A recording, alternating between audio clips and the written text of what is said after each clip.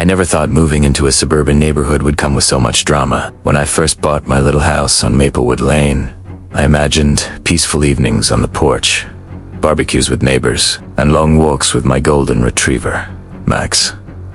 He wasn't just a pet, he was family, loyal, gentle, and smarter than most people I knew. But then I learned about her. Everyone in the neighborhood simply called her Karen, though her real name was Linda.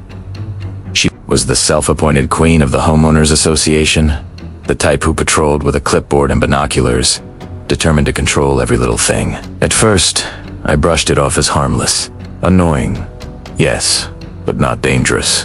Primera, ese wrong. It all started with a letter. A thin, neatly folded piece of paper in my mailbox with the HOA logo at the top.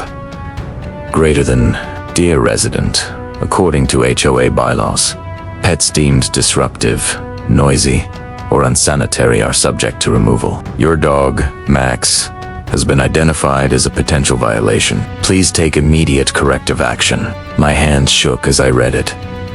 Max.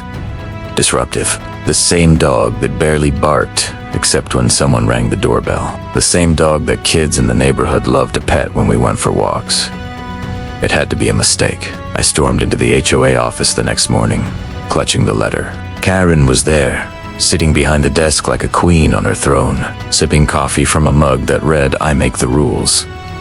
Why did I get this? I demanded, slapping the letter down. Karen smirked. Your dog has been reported multiple times for being, well, a nuisance. Some neighbors claim he's aggressive. HOA rules are clear. I felt my face flush with anger. That's a lie. And you know it, Max wouldn't hurt a fly. Karen shrugged, that smug grin never leaving her face. Rules. Our rules. If complaints continue, we'll have no choice but to involve animal control.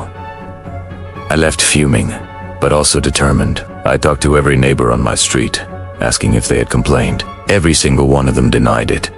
Many even laughed at the idea. Max. Aggressive. No way. Karen must be making things up.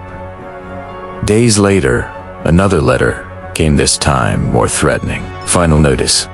Failure to remove the disruptive animal may result in HOA action and fines up to $1,000 per week. Further non-compliance could lead to forced removal. My heart sank. Forced removal.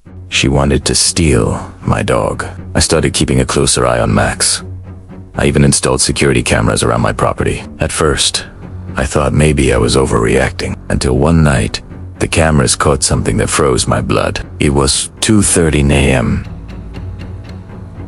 The motion detector triggered. On the screen, I saw Karen herself, creeping along the side of my fence with a flashlight. She leaned over, shaking a small bottle in her hand. The next morning, I found strange food scattered near Max's bowl, outside food I hadn't given him.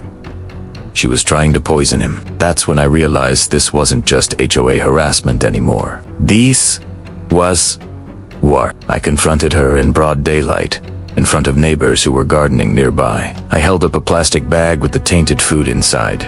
Care to explain why you're sneaking around my property at night? I asked loudly. Karen's eyes widened for a split second before she recovered her smug tone. You're delusional. Maybe you left that food out yourself. And trespassing? Please. I'd never. But the way the neighbors looked at her told me they weren't convinced. Seeds of doubt had been planted. Still, Karen wasn't finished. A week later, a notice appeared on my door. Animal control will inspect your property for compliance.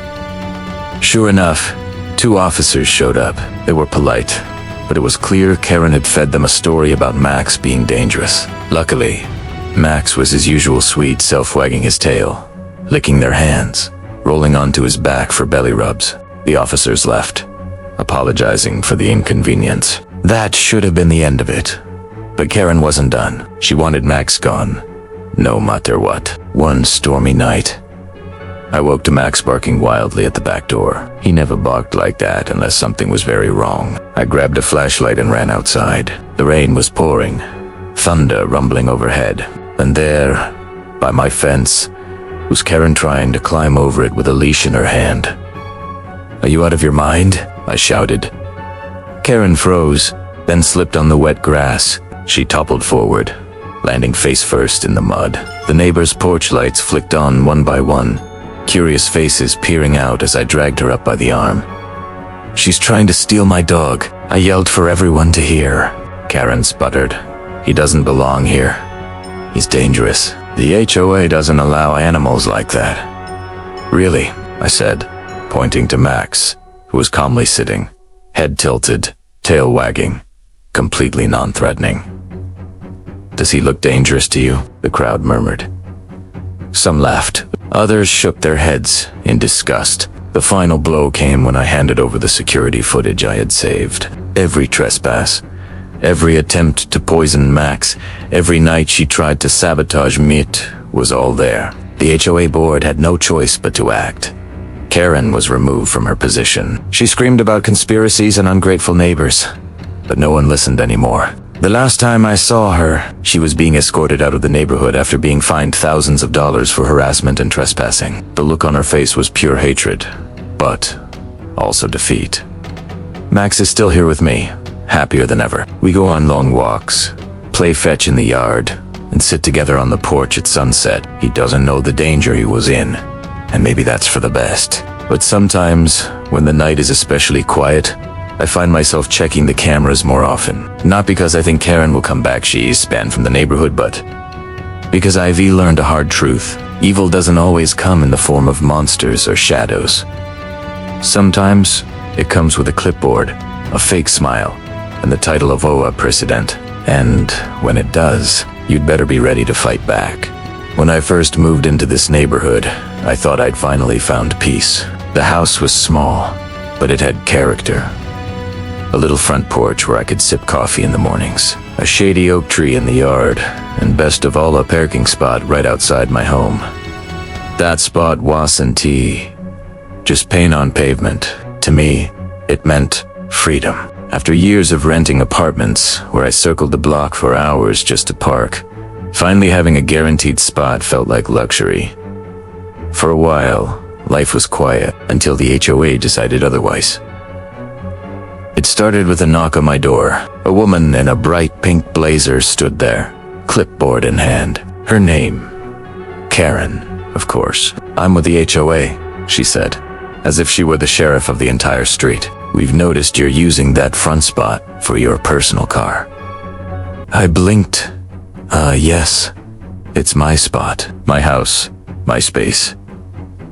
She smiled, but it was the kind of smile that hides a knife. "Actually, that spot is common property. The HOA has decided it's for visitor parking only. You'll need to move your vehicle to the community lot down the street."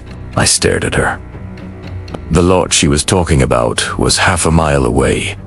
Dark, unlit, and unsafe at night. "That doesn't make any sense," I said. "Every house here has a designated spot. Mine is right outside. It was part of the contract when I bought the house." She tapped her clipboard. "HOA rules override.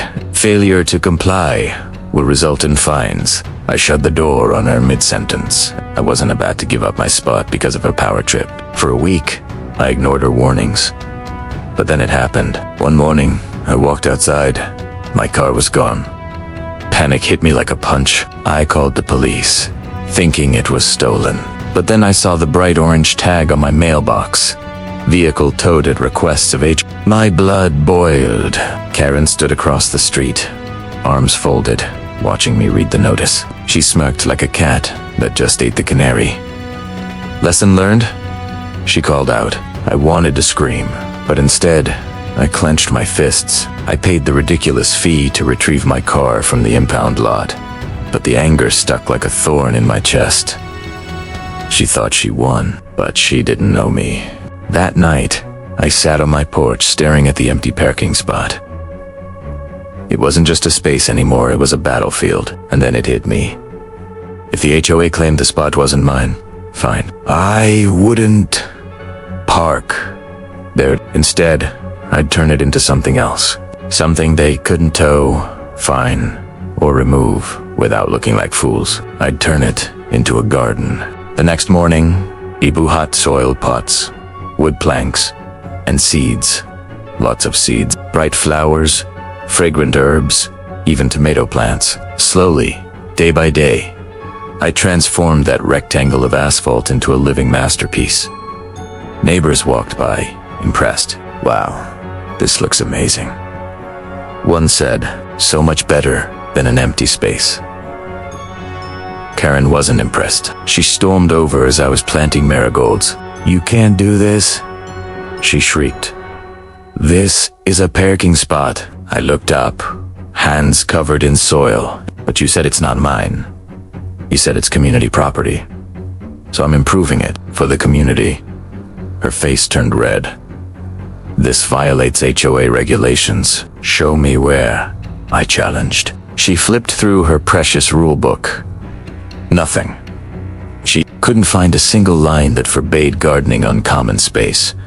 She stormed off, muttering threats. The garden grew quickly. Within weeks, the parking spot was unrecognizable. Sunflowers stretched tall, roses bloomed red, and bees buzzed happily. It became the highlight of the block.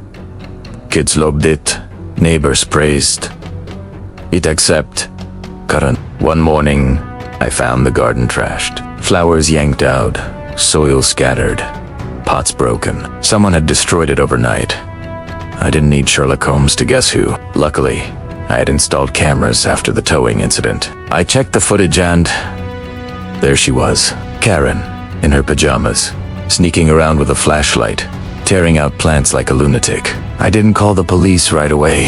No, I had a better plan. That weekend, the HOA held their monthly meeting in the community hall. Normally I avoided those gatherings like the plague, but this time I walked in with a laptop and a smile. Karen was at the front, lecturing about neighborhood standards when I raised my hand. I'd like to share something with the group, I said. I hooked my laptop to the projector.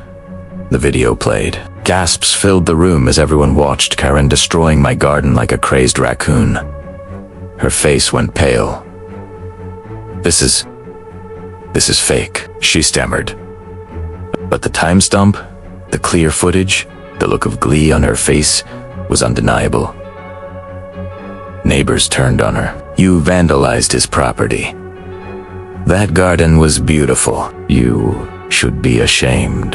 For the first time, Karen had no words. The HOA board tried to save face, but the damage was done. They fined Karen for destruction of property and stripped her of her self-proclaimed authority. As for me, the board reluctantly approved the garden as a community beautification project. They even offered to reimburse me for the supplies. Karen, she had to walk past that blooming, colorful garden every single day, knowing she lost. The sight of sunflowers swaying where she wanted an empty parking spot drove her crazy. The garden became a neighborhood treasure. Neighbors watered it when I wasn't around. Kids picked tomatoes in the summer. It was no longer just Manette. Belonged to everyone. And the best part, my car. I parked it in the community lot as ordered, but the garden in front of my house became worth more than any convenience. Every time I sipped coffee on the porch, watching butterflies dance over the flowers, I smiled. Karen thought she could control me by taking something away. Instead, I turned it into something no one could take. So, remember when people try to strip away your rights? Sometimes the best revenge is fighting back with anger at us, planting something beautiful in the space they tried to steal. Karen wanted to turn my life into chaos. Instead, I turned her victory into a garden she can never erase. And to this day, every time she walks by, I swear I can hear the flowers laughing.